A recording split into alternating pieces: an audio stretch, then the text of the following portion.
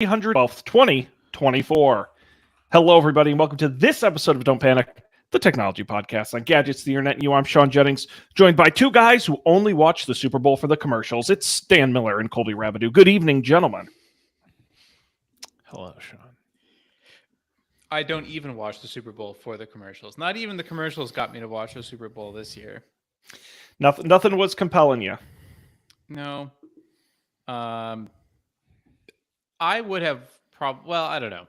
I don't think I would have watched it even if it was easier. But I didn't want to go on The Verge and go to here's how I watch the Super Bowl. Sign up for your free Paramount Plus trial and then blah, blah, blah. I was like, it's not worth it. I read a book. You know what I did? I read a book. Boo this man. Boo. There is a tech angle, Dan. Do you know anything about the Nickelodeon broadcast of the Super Bowl network? No, I didn't know about that. So Nickelodeon is doing this thing now where they simulcast on Nickelodeon for kids. And so they do crazy effects and all this kind of stuff, but they actually took Tom Kenny, who voices SpongeBob, and then the guy who voices Patrick, whose name I don't remember, and they strapped, essentially it's an iPhone on a stick in front of their face, and it tracks all their facial movements. And so I'll see if I can share my screen here and you can see an example of it. But they were in real time, SpongeBob and Patrick were commenting on the game. What? That's so cool. And so let's see if you can see that. So they're on the right are the characters. I have it muted, I think. But you can see. Let's skip ahead to where there's some Nick action. Oh, here. So they have here's Christian McCaffrey scoring his touchdown, and you'll see they have slime cannons that go off and shoot fake slime into the end zone. And they do all this for kids. It's wild. I'm gonna see if they get any more of the. Oh, they got Sandy there from SpongeBob doing sideline commentary. They do all these 3D effects and stuff. It's crazy. Wow. It's aggressively produced, and then they have Patrick and SpongeBob live commenting throughout the broadcast. So I want to go back and watch that. I should have sent you. I knew somebody told. Oh, I think it might have been Matt. Somebody told me they're I'm watching the Nickelodeon one, and I'm like, that's probably smart. That's awesome. Wow, dedication. Indeed. What else is going on, guys? Listen, we got a lot. We got the Super Bowl. Valentine's Day is this week, in case you forgot, for your significant others.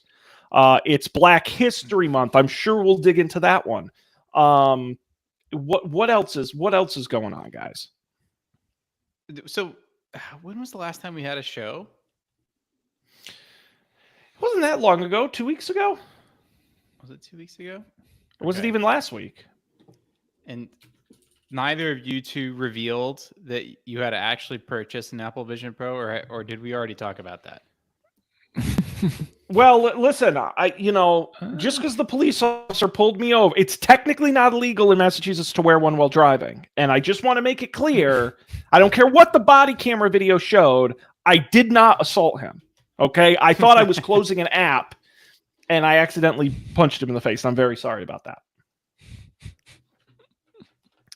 No, Dan, I haven't. It's funny because the Apple Store is the only reason I ever go to the mall anymore. So no, I haven't been to the mall lately. Haven't gotten my headset. Did you take the Apple Vision Pro challenge, Colby? No, unfortunately. But yeah. I will be trying it hopefully on Thursday if all goes well. So maybe next week I can report back. But next Monday a holiday? President's Day. Okay. Maybe the week after I can report back.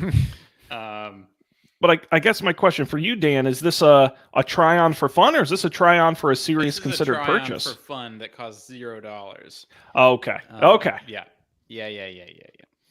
You think the Apple Store guys frown on that?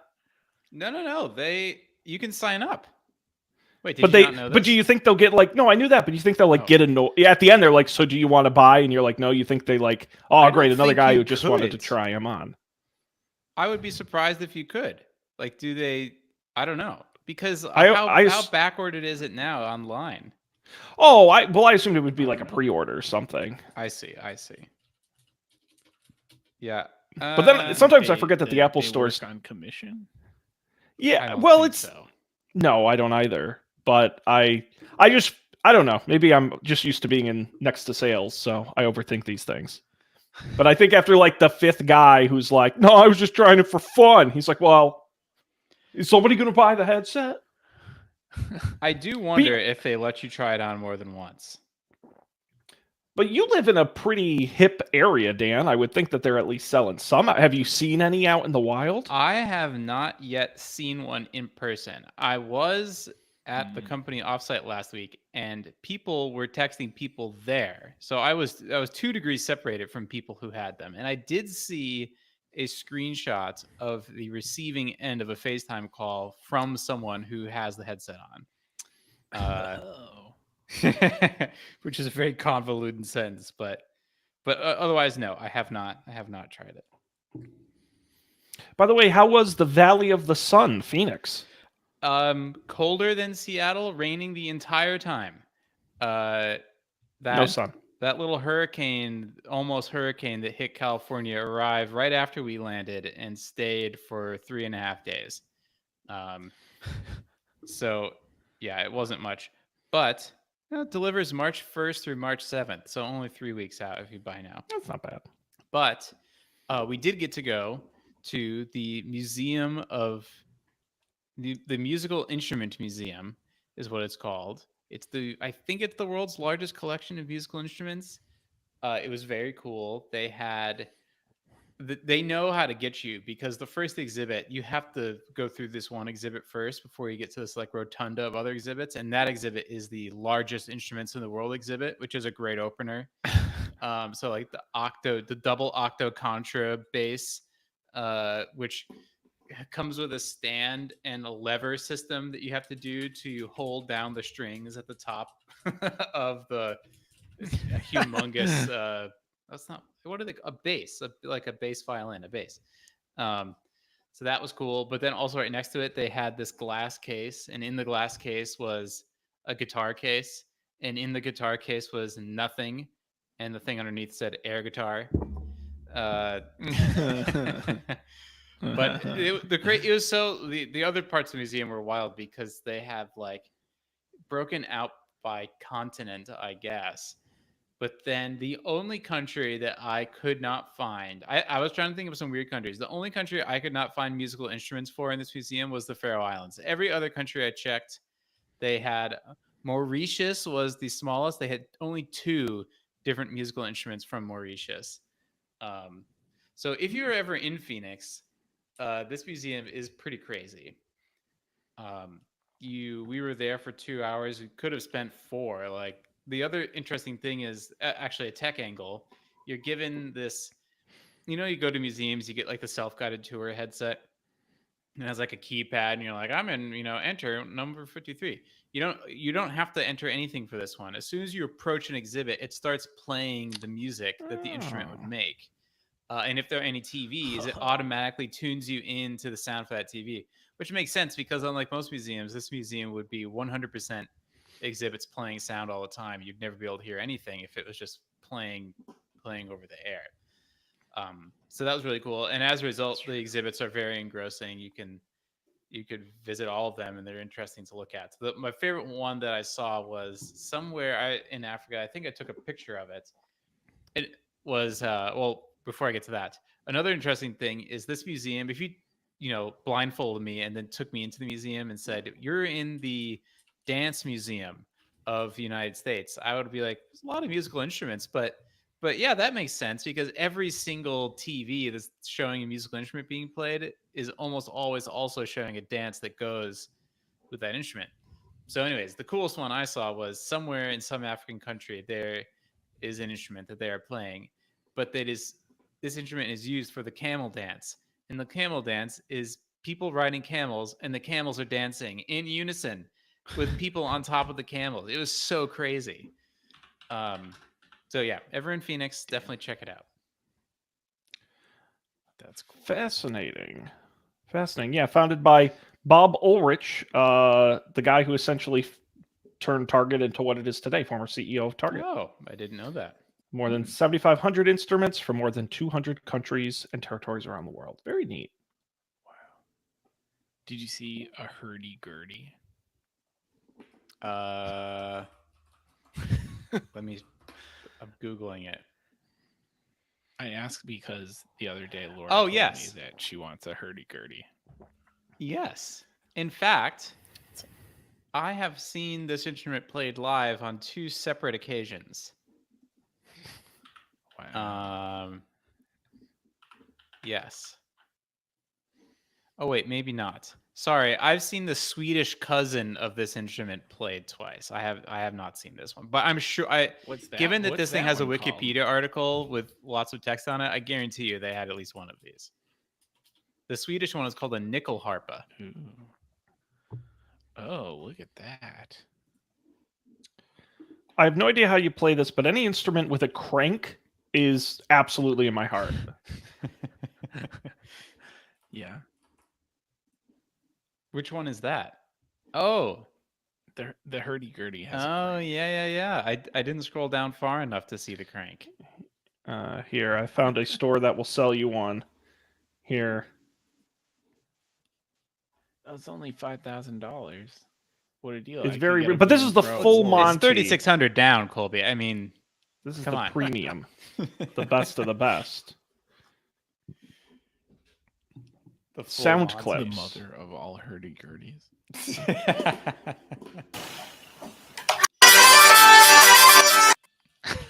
Oh my god, that's like the bagpipe of string instruments. Yes, That's- it has a drone. Oh, oh. You can tell her I said that. Oh. More power to you, buddy. For this week, Colby's picking earplugs. Now, what you need is an electric hurdy-gurdy, so you can just plug your headphones right into it. Nobody else has to has to hear. That's smart. That'll be your next time you have some time off between jobs. You could take up electrical an electric. engineering. Worth it. I like the look of the nyckelharpa, though. It's very complicated looking. Yeah, it's very elaborate.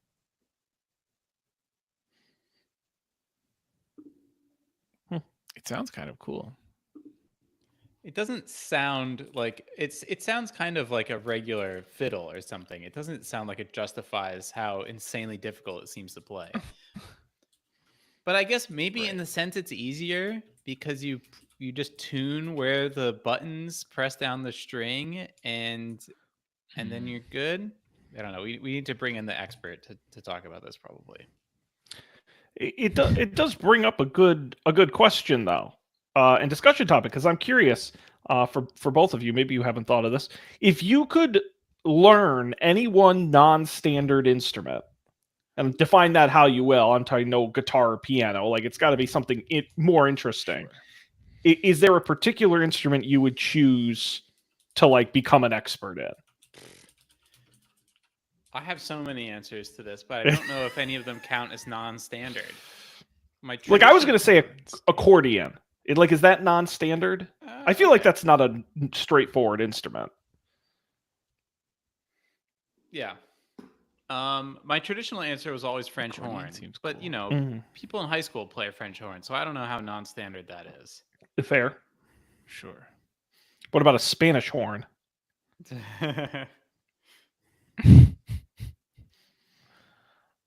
One time I was somewhere where there was a theremin. Yeah. Very Have cool. You seen those? So spooky. Was not easy to. Well, I don't know. It sounded weird no matter what you did. So it seems like it's very sensitive. Yeah. Have you guys seen that one guy on social media? He's come to my feed a few times where he takes like a sound cue and he plays it on a bunch of different instruments in a row, and he'll be like glockenspiel, ding ding ding ding, and then he'll go the you know, the whatever it is, ding ding ding ding, the steel drum, boom boom boom boom boom. Like, I love that shit. That's great. I just saw that video today, like that Oh. exact one with It's a guy. glockenspiel and He does a steel ton of drum. that. I can hear his voice, but glockenspiel, ding ding ding ding. He does a whole bunch of them, by the way, if you're ever really curious. Nice. He does plenty. Nice. I'm like totally blanking on non-standard instruments besides a hurdy-gurdy. I just Googled weirdest instruments, and the one that's really sticking out to me is the you've heard of the sousaphone, the Mhm. sousaphone. This is the Zeusophone. It's a musical instrument that creates sound, but with a Tesla coil and shooting lightning in all directions, basically. Now that would be cool. I'm sure it sounds great. I'm Wow. gonna click play on it. Let me see. Oh, it sounds like a sound effect from a 1960s Doctor Who episode. That's cool. I kind of like the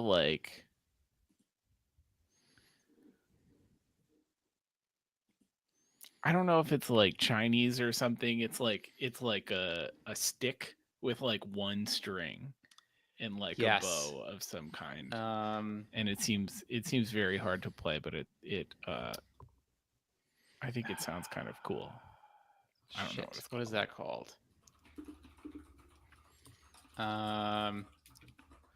I was just thinking about this the other day when it was like Lunar New Year.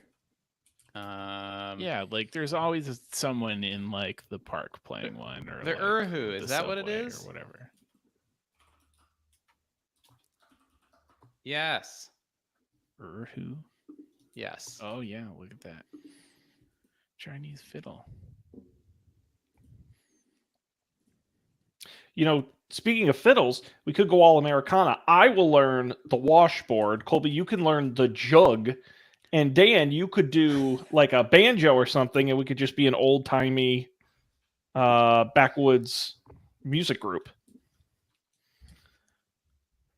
That sounds That'd be great. fun. Seems simple. I feel like- I'm sure there's, I'm like, oh, how hard could it be to learn to do the jug? And I'm sure there's some like jug expert out there who's just sneering at me. Well, actually, I spent my whole life dedicated to learning the jug.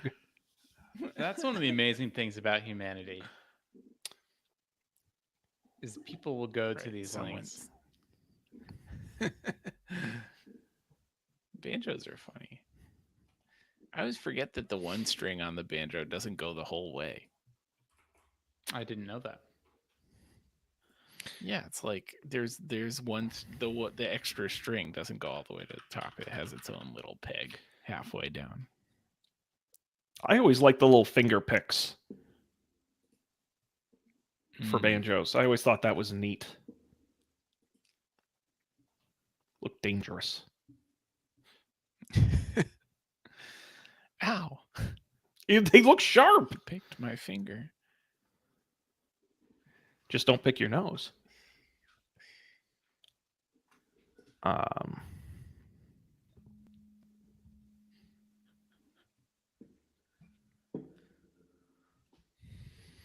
Excellent. So anything else good, gentlemen?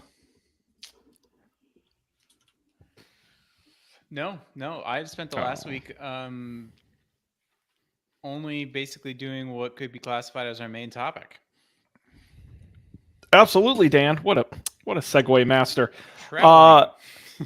Yes. Well, we were debating what we were going to talk about tonight. I am going to Las Vegas in 2 weeks for my big trade show. I'm sorry. You know what? I go to Vegas once a year, and I don't mind it. No. Now I go for 7 days. That's too long, and I certainly don't need to go more than once. But I do actually like it there. It doesn't, and it's good going on the company dime because I get to spend their money at nice restaurants. That's really the only reason I go is the food, and the food is very good. Sure. That makes sense. But I thought about it. We've all traveled a lot, Dan, you especially so. And travel has changed a lot, and I'm always looking for new ways to make travel better, less miserable, more organized, whatever you want to call it. And technology, and just in a broad sense, plays a big role in that. And I thought we could swap some stories, share some expertise, maybe learn something from one another, maybe some things I can take on my trip, the folks listening at home can take on their future trips. I think we're understandably almost experts in this field at this point. Okay. I propose we start chronologically in how one embarks on a plane, and let's just restrict it to purely the act of traveling. Let's pretend you already know where you're going. So the first step is buying plane tickets. What is your process for buying a plane ticket? You using a website? You're a United boy. You just go straight to United every time. What's going on? I usually go to like Google Flights first. I feel like that's the thing of choice. It used to be, man, what was that? It was Hipmunk? Kayak, Was that the one? Hipmunk. Hipmunk, yeah. That's the one I used to use, Good times. which I think is defunct now, right? Someone bought them. Maybe it was Google. Defunct Somebody company. bought them. Yeah, I do the same. Google Flights is a great starting point to at least kind of see what's loosely available. I will give you guys a website. You might not know this one. Momondo.com. Momondo. Momondo. Momondo. Momo and They're- Neo. It's a great site, and what I love about them is they find lots of good deals in places, but it's also one of the most comprehensive all airline searches I've ever found. And so when I'm, if I'm looking for something generic and I'm not picky, Google Flights or whatever, but if I'm looking for something really specific, I use Momondo. What would you be looking for that's very specific? It is a lot of flights at certain times, or looking, like I said, what's nice is they have all the airlines, so which Google Flights does not. And so they will find more obscure stuff you didn't know existed, or they'll like match up different airlines, like you fly one on one leg and a different one on the other, or they have really great pricing graphs. It's to me just a more detailed Google Flights for kind of the data side of it, where you can kind of, the filters are a little more aggressive. Okay. But I usually end I up see you booking can through the filter airline website. out any Boeing 737 MAX 9 flights on. Oh, That's very smart. Airbus all the way. Dan, what about you? I use Google Flights. I used to use Hipmunk. Now I use Google Flights. I don't love it. The calendar view is nice if you're being flexible about when you get to a place, being able to see that the price is you save $300 by flying on Thursday instead of Friday. That's helpful to know. But I'm not a power user really. What is the one that everyone says you should use? That's like the like what's that? Like what's that website that everyone says you should use for weather? It's like the government. Oh, is it the ITA Matrix? Yes, that's the one. Yeah, which is very good, by the way. So that's, believe it or not, Google bought the ITA Matrix, and that's what powers the Google Flights. But if you go directly to ITA Matrix, it's like the back end search, and that also does a really good job for detailed flights, in my experience. I always forget that's there. The only thing is you can't directly book through there. Like there's an extra hoop you have to jump through to get to the site to purchase, but otherwise it works well. My experience. what was this before it was owned by Google? I think it was like, it's very strange where it was like a third party service that was like the software backbone for the airline industry. Like they're the ones who first made it possible to like buy tickets online and then Google bought them, and all the airlines were freaking out like, oh, Google's going to turn off our access, and Google's like, no. So I still think all the airlines still use it. It just, Wow. Google owns the data.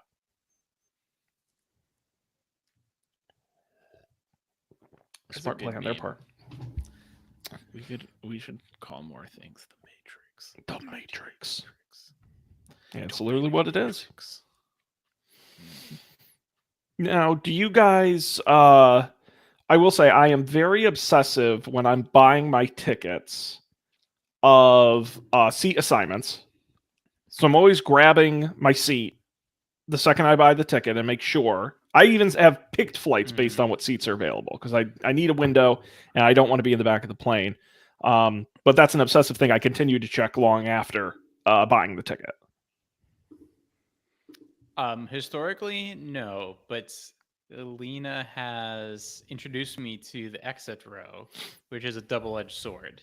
Yeah. But it's basically a cheaper way of flying, even better than premium economy, as long as you don't mind having to get up and open the overhead compartment every time you want to get anything. Yeah. So I haven't yet implemented that integrated that thought technology into my system, but I probably should. That's as far as I go, though. I'm an aisle guy, Sean. Because if I get it, especially for longer flights, I don't have to ask anyone's permission to use the bathroom. That's huge. Well, it's funny because and for that same reason, actually, I don't mind staying in the back of the plane. Because then the time between when you look to see the sign that the bathroom is open and when you actually get there is much less, and you're not standing around like a jackass waiting for someone to get out of the bathroom. I will say I am the first. So when you're like waiting at the gate and there's like those couple people who are like right at like I got to get on the plane as quickly as I'm those guys. Like I want to be first on the plane and I want to be off the plane which is kind of weird because then I end up sitting while everybody's loading, but I'm sat. And then I want to get off the damn plane, and that's why I hate sitting in the back. We have to save that. We have to save that for the plane. Okay, all right. I'm getting ahead. Keep us going, Dan. Yeah. I don't know. Is there anything else on buying? Or are we premium economy people? Or are you just buying whatever you risk it on the saver fares? I mostly travel for work. It's your first class all the way. No, no. I am very much economy. Trying to save pennies where I can. That's so generous of you, Sean. I feel like if I'm traveling for work and it's over 3 hours, I'm gonna do premium economy, unless someone explicitly tells me not to. I feel like I'm entitled because I would rather stay home than fly for 6 hours. So that's the cost. I don't know if I told you guys this. When I flew back from Seattle, I had an expiring flight credit from a few years ago. They bumped me and I got money from the airline. And so I took first class back from Seattle. And it was... I know why people pay for it. It was so amazing. And I got a breakfast and everyone was really nice. And the drinks came in real glasses and the seats were big and it was luxurious. Were you lying down? Flat? No, unfortunately not. I mean, it was a morning flight and I was up anyway. But it was pretty wonderful. Yeah. Okay. So now you've booked your flight. I think the next thing, as it relates to traveling, the act of traveling, is packing. How do you have a system for packing? Are you taking only a carry-on, if at all possible, come hell or high water, or you just say, fuck it, you're just checking it anyways? And I think if you pay for premium economy, that's free, I think, but isn't otherwise, which is annoying. Sean. I used to be. Oh, sorry. Sorry, not sorry. I used to be like, fuck it, I'm checking a bag anyways. And then one time, I was like, you know what? I'm just gonna try, doing a duffel bag, and I'll throw it up. And I had a great experience that one time. And it was like, oh, I'm doing this every time from now on. And I've done it like 3 times since then, or 4 times since then, and it's been like 3 of the 4 times it was horrible. Like it was like my bag got gate checked, and it ended up being a real pain in the butt, anyways. Then you got to the airport, and it was like so long waiting for the bag to come out, and it was slightly more waiting for the plane. It's like suddenly getting on the plane becomes a high stakes adventure because you don't know if you're gonna, you don't know if it's gonna work out or Save it. We gotta save it for the getting on the plane section. Oh, sorry. keeping us in line. It opens the can of worms.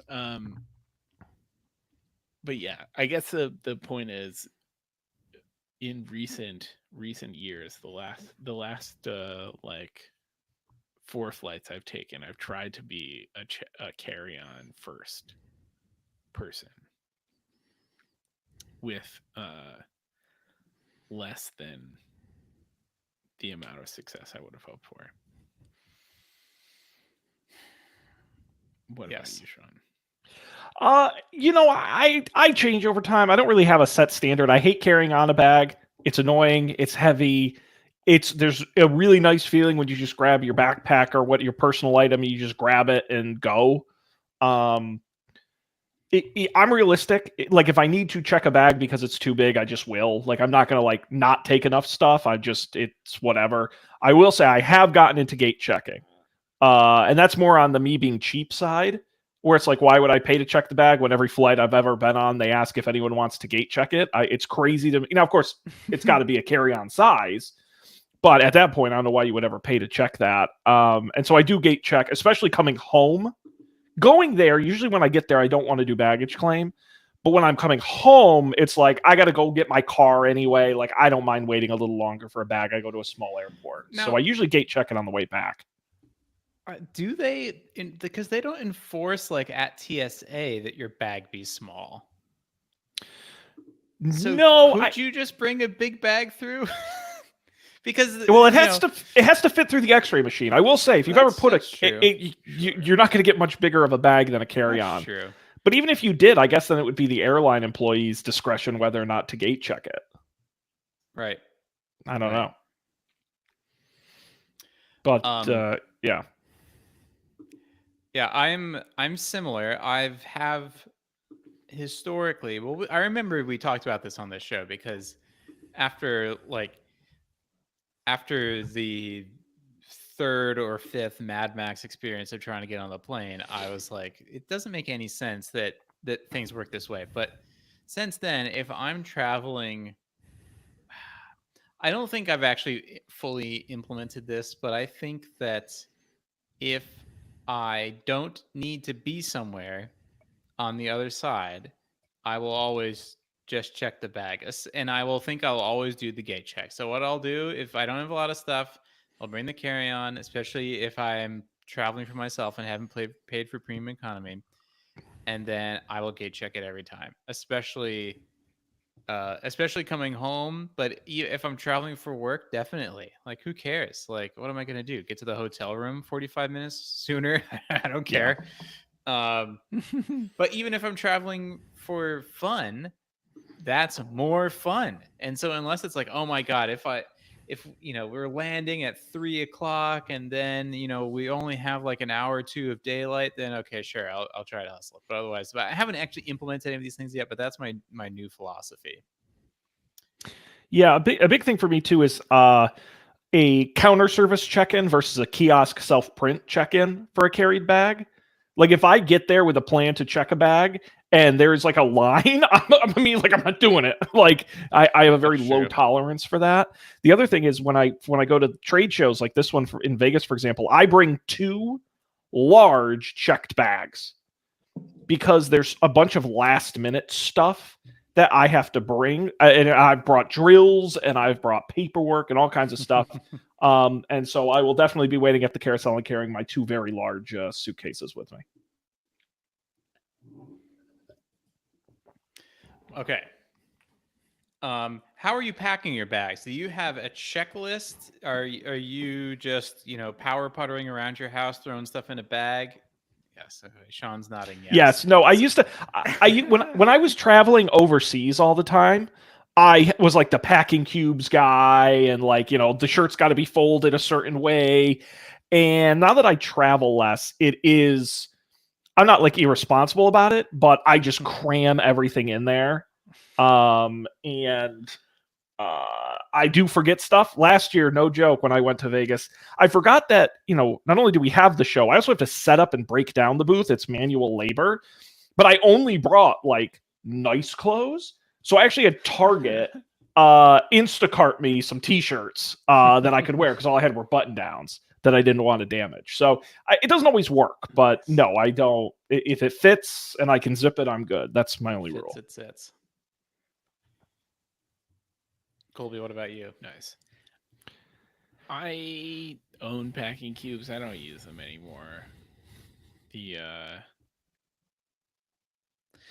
I feel like Sean, I have more of a system the more stressful the travel is. Like if I'm leaving the country, I will probably prepare more than if I'm not leaving the country.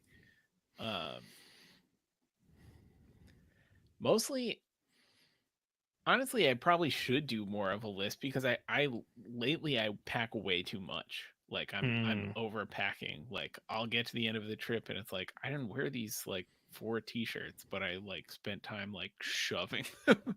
Like my bag is so full, like the zipper will barely close. So that's annoying. I always feel annoyed by that. My least favorite part about traveling is deciding how many shoes I need to bring because I know the shoe. I cost remember is this, so Colby. high. Gosh, I had forgotten about that. It's so high. Thinking about just like even weight wise, I feel like shoes are the heaviest thing you put in your carry-on. That's really, the nice thing about especially visiting the leaving. West Coast is you only need to bring 1 pair of shoes. That's great. Yeah. It's like all these other like in between places where I remember going do to you New need York nice shoes for night. like last Christmas, or maybe it was the one before that, and realizing that like I need to bring 2 jackets. I need to bring the nice winter coat, and I need to bring the winter coat for when it's raining. You can't just walk around with a ski jacket and walk into a nice restaurant in New York. Absolutely not. Nor can you just walk around with Merrell sneakers literally everywhere, which is what I do now when I travel to West Coast. Like summer, winter, doesn't matter. Same pair of shoes. Restaurants, no restaurants, who cares? Nobody cares. Same pair of shoes, which has been great. Bring some sandals if it's going to be hot, if you feel like, and you got the space, but you don't need to. That's a nice place to be.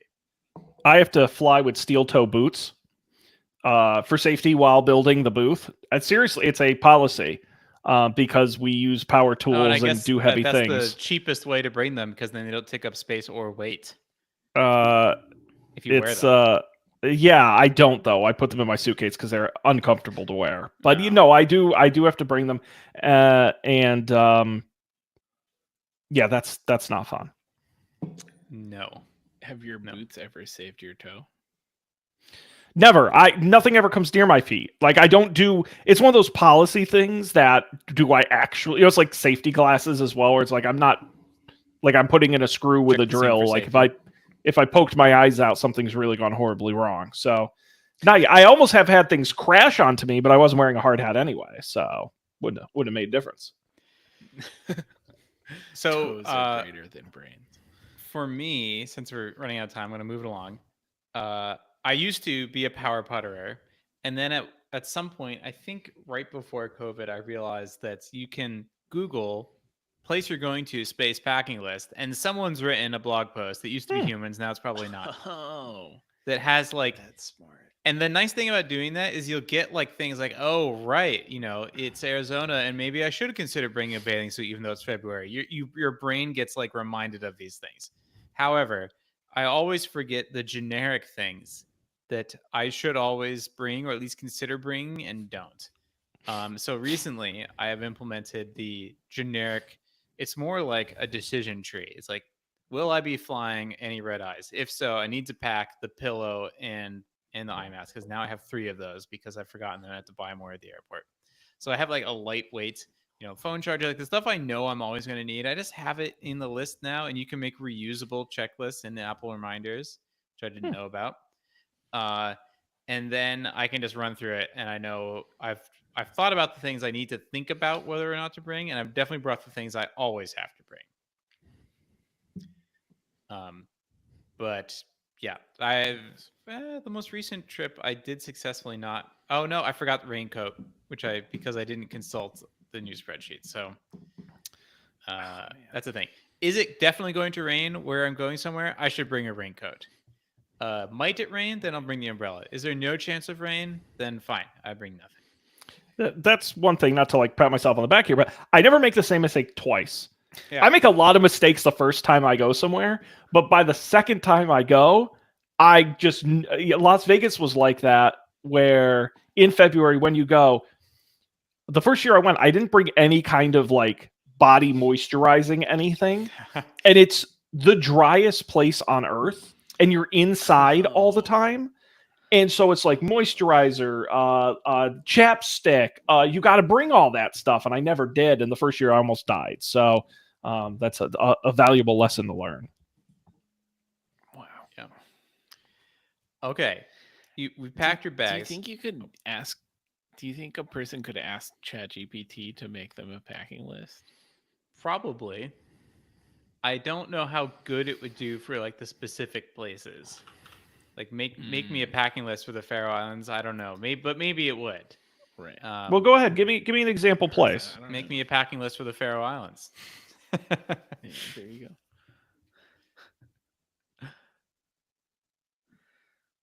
What do you think the Faroe Islands is like now? I don't know. I feel like I'm definitely going to go back at some point in my life. It has to be done.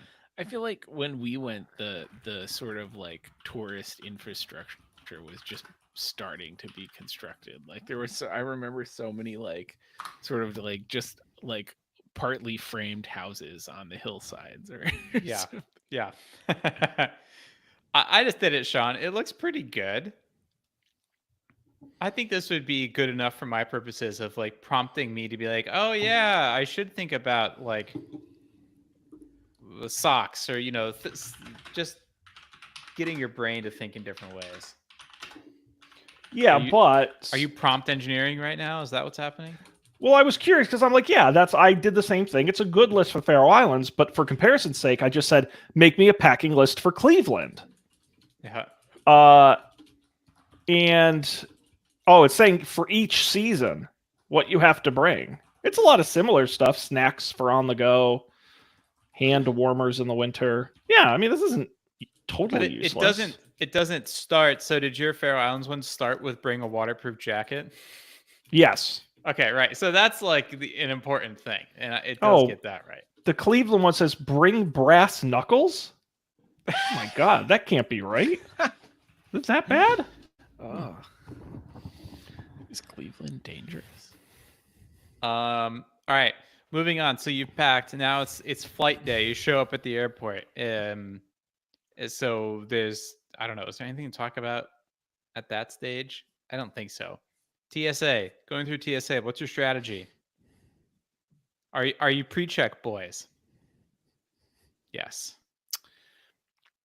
No. Wow. A long Damn. line. All right, so for whatever reason, I don't know how this happened, but one of my flights, both of my flights to Phoenix and back, I initially had no pre-check, even though I had pre-check. So I showed up at the airport, and thank God I was to show up super in advance. And despite the fact this one departed at 6 a.m., I was still there relatively early. And I had time to go through it still took about 20 minutes to go through the regular security line. And the thing that blew my mind was I was embarrassed because I was just out of practice with it. I had forgotten a bunch of shit. I only forgot one thing. I actually forgot two things, but they didn't call me on the second thing. I forgot to take my liquids out, and I forgot to take my iPad out. They only called me on the iPad. I don't know what they were doing. Do you not have to take your liquids out anymore? They don't give a fuck about the liquids. I haven't taken my liquids out in years. All right. But I was shocked at how incompetent everyone else was in this line. And this is where, God, we were only getting to the good part of the episode at the very end, but this is where I start to have some really strong opinions, because there's this woman and she had a baby and a bunch of associated crap. She's like, do I need to take this out? Do I need to take that out? And it's like, there should be a separate line for if you have any questions about what you need to do in this line. And Right. and everyone there will be very happy to answer your questions. So there should be a separate line for you to attest. I have no questions about what's going on. It's like this is the express checkout lane, and you get three strikes on that lane. If you fuck up 3 times in that lane, your ability to use that lane is revoked for a period of 2 years or whatever. If I were to run for president, this is one of my planks of like real policy changes that would affect real American lives. That would be one of them. Right. It was awful. You get like every person gets like a security check since last incident, Right, or something. Yeah, As long as something your to number encourage. is Like, like if you 4. know that you're good, then you can opt into this process. And if you know that you're not good, then you can do this. And to encourage people to self-regulate in that way. Which, again, I don't blame the woman. If I was bringing a baby through, I would know the answer to any of these questions either. And there's no other place to ask them. So why not make a separate place? Why isn't there like a pregame line? Like, here, let's do fake TSA over here. We don't even have a scanner. Just get in line. You can ask me all your questions, and then we'll make sure you're good to go, and then we'll put you in the real line. Maybe we'll even put you through. How about this? We'll even put you through to the front. We'll even do like the clear thing for you. We'll like check your ID.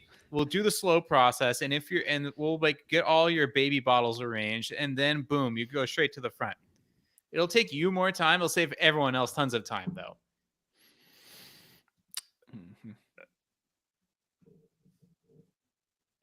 You know, I Sean, no, I love it. I was just thinking, like, you know, it's like when you go on a roller coaster and they have the seat out front you can sit in to see if you fit before you go to the roller coaster, so you don't have to wait in line to say. It's a good idea, Dan. I'm agreeing with you.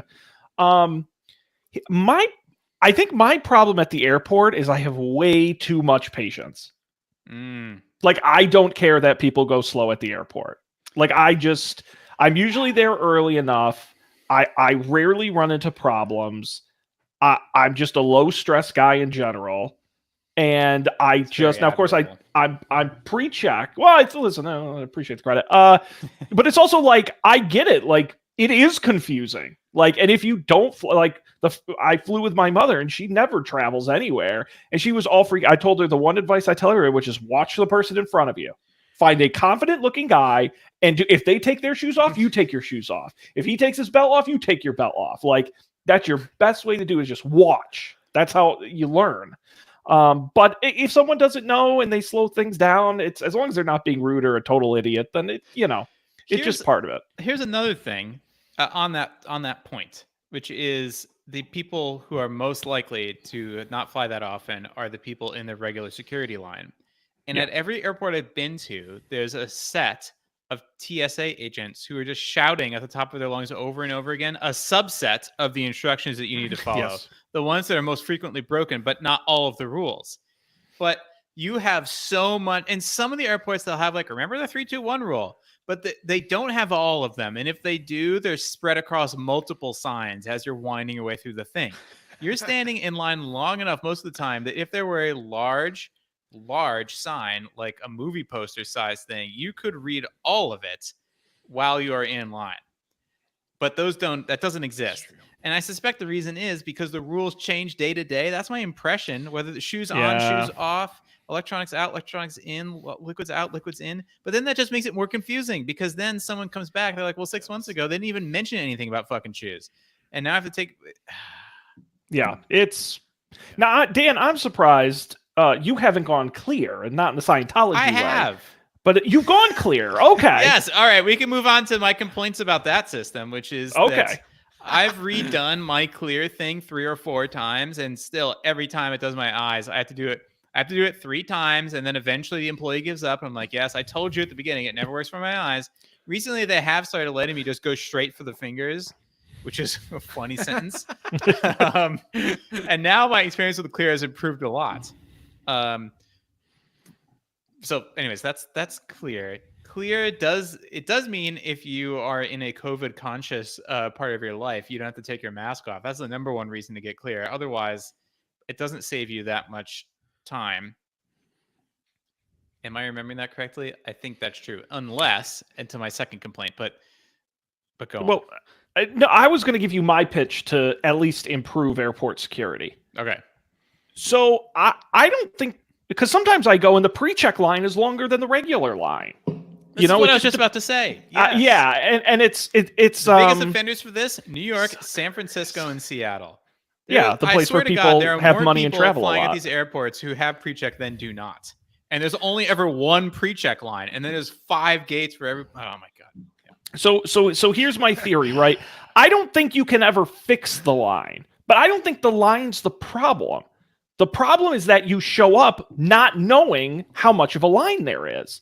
Because if you knew the line was an hour long, you would show up an hour earlier. When you go, my local DMV, I can go on the website literally right now and it will tell me how long the wait is. I can go to Disneyland's website. It'll tell me how long to wait for each ride. Why can't I go on the airport's app? It's checkpoint B. Pre-check right now is about 30 minutes. Regular security is about 45. To Seattle's credit, you can do this with the Seattle app. Okay, there you which go. is nice. Yeah. And another thing I really Seattle does that enjoyed not that all when we were airports in do Seattle. is you can pre-register for a time slot and then you get like free clear. Yes, basically. you were telling me about that. Yes. Yeah, no, they need to do more things like just raise awareness of what the situation is. Yeah. And then the other thing is they got to direct people to the I forget what airport I was in, but it was like everyone was going to one checkpoint and I was like, I'm not waiting. So I had to walk like half a mile, but there was nobody there. And I'm like, boy, if they just got to do some traffic management. Yes, and to that point, which ones are currently accepting pre-check and which are not, at least sometimes, I don't know if it's that they vary constantly in Seattle or if sometimes there's only one and sometimes there's 2. I haven't quite narrowed it down, but you never know until you walk up to it which one it is, which also adds to the confusion and the inefficiency. Bad. Yeah. Okay, we have like 4 minutes left. Well, we can continue part 2 on a future episode. We don't have to true. complete the whole journey today. That's true. I know Okay. we have Alright. so many topics to get through in We future haven't weeks. even got but what you do after you get through security. What any rituals or fun Dan, the answer to things? that is the one thing every human being does at the airport, which is walk all the way to your gate to prove it exists, and then immediately leave to do something else. I've stopped doing that, but I did. Have you really? That is, it's so funny because I think that's like such a universal thing where it's like you have to go to your gate and you look at the sign, you say, "Yep, that's my plane," and then you like walk away and do something else, which is so funny. I do it all the time. Yeah, I do that too. Well, why don't we put a pin in it here? This has been a great line of discussion. I think this is enjoyable. We're going to track the whole story. Who knows how many episodes this will take, but we'll get to the bottom of it. Dan, you said you had a pick. You want to share it this week? Oh yes. We've been doing lots of calls with lawyers recently, and lots of information is disseminated, and it can happen very suddenly. And so I was like, I wish there was an app where it would record my calls, and I was like, surely there's like some cool LLM thingy that'll something about whisper something. And sure enough, so there's this app called, what is it called? I put it in the spreadsheet, but I think that was actually for a past episode. AIKO on the iOS App Store. And it presents a very simple interface. You can import an audio file. You can just click record and start recording, and you can import video. Then your phone gets really hot for a long time, and eventually it spits out the text, and you can export it in a bunch of different ways. You can export it as subtitle files for like movies. So if you have like, if you're one of those Plex people and you have movies that don't have subtitles, I guess you could do it this way. You can export it as CSV and JSON. You can do text with timestamps and brackets, or you can just do raw text, and then you can share those files anywhere. And it's totally free because I think it just uses the APIs that iOS provides for doing this stuff. It's all on device, no OpenAI mumbo jumbo. It's been very useful. And the transcriptions have been extremely accurate. Way better than like YouTube captions, which is kind of surprising. Well, Now, is there a cost to this? No. Like, I think it's just a wrapper around some Apple API that they just ship with iOS. That's my understanding. My goodness, these people have like a whole bunch of different apps. They have like 100 apps. I mean, unless all my data is getting stolen right now. Oh my god, they have an HEIC converter. There you go. Yeah, they got a whole bunch of cool stuff in here. This is great. It's I have no idea how to pronounce their company name. Sindre Sorhus. That might be the person's name. Okay, great person. And there's a whole bunch of stuff on here, but I might check this out because they have a desktop version. And maybe I'll try running the show video through it for closed captions on YouTube. That'd be great. Nice, great pick, Dan. We'll have the link to that on the website. Very nice. I don't have a pick. I do want to mention quickly, though, I have been interested in a while. I bought one of those Remarkable tablets, the e-ink note-taking tablets. It's incredible. It's incredible. I love it. I used to take the world's worst notes on little scraps of paper all over my desk, and it's amazing to write on, and it's very organized, and I'm really enjoying it. Nice. So Yeah, I still use mine all the time. it's my coworker has like an iPad. He just started taking notes on it, and then I showed up with this thing, and he's like, "Oh, that's cooler." I'm like, "Oh, sorry, bud. Sorry, bud. Could have been you, but you were sleeping." Awesome, guys. Well, as we head towards the end here, I do have to do cross promotion. We are legally obligated to talk about our sister show over at Up for Debate. We just published our Super Bowl prop bets. And for the first time this year, I didn't live tweet them, and Matt was not paying attention. So only I know the results. They're going to be revealed on the episode exclusively. I'm not even going to tease them here. I can't tell you there is a winner. And for the first year ever, I gambled actual cash on some of these prop bets. Did I win big? Did I lose big? You're going to have to tune in to find out. And then the week after that is the movie draft. We're bringing the movie league back. These guys are going to be playing. We got a whole crew of people. It's going to be a ton of fun. Check that out at upfordebate.tv or wherever you get podcasts. Just look for Up for Debate. Of course, our show is at don'tpanic.io. We'll have a link to Dan's pick as well as the audio and video for this, and all the episodes will be there. You can get a hold of us, don'tpanicshow@gmail.com. Email us your travel tips. We'd love to talk about them on the next episode. And I think that just wraps us up here. So we appreciate everyone out there being for us. On behalf of Dan and Colby, I'm Sean. Thanks for being here. We're going to see you next time for another great episode of Don't Panic.